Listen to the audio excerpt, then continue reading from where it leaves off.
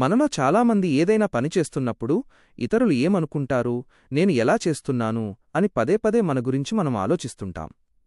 ఇలా మనమీద మనకు ఉండే ఈ మితిమీరిన స్పృహే మన నైపుణ్యాలను సహజంగా బయటపెట్టకుండా ఆపుతుంది.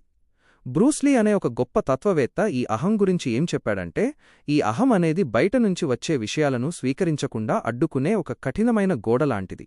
మనిషి తన అహాన్ని ఒక సాధనంగా వాడుకోవాలి కాని దాని చేతిలో కీలుబొమ్మ కాకూడదు, లేదా దానికి గుడ్డిగా బానిసవ్వకూడదు. వస్తువుల మీద వ్యామోహం ఉన్నవాళ్లు అహాన్ని ఒక ఆస్తిలాగా పట్టుకుని వేలాడుతుంటారు కాని మానసికంగా మనం ఏమీ కానివారిలాగా, అంటే ఒక శూన్యంలా ఉండాలి. ఇతరులను మెప్పించడం కోసం మన సహజత్వాన్ని దాచుకోకూడదు.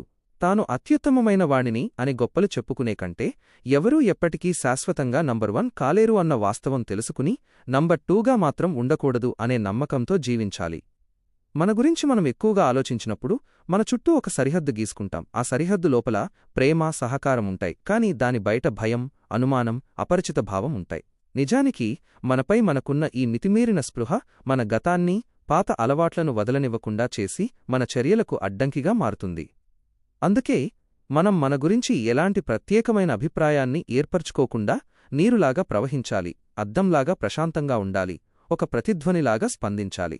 ఇతరులను మనం నిజంగా అర్థం చేసుకోవాలంటే ముందు మనల్ని మనం స్పష్టంగా చూసుకోగలగాలి.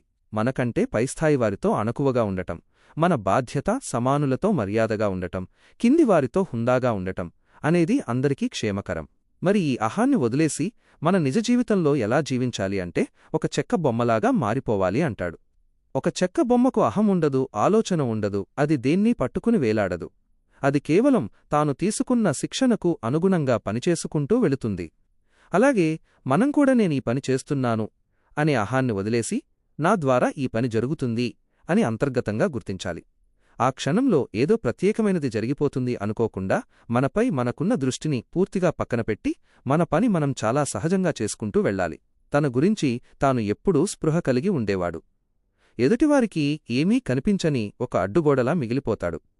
కాని ఆ అహాన్ని వదిలేసినవాడు మాత్రమే ఎలాంటి ముసుగులేని ఒక స్వచ్ఛమైన మనిషిలా జీవించగలడు.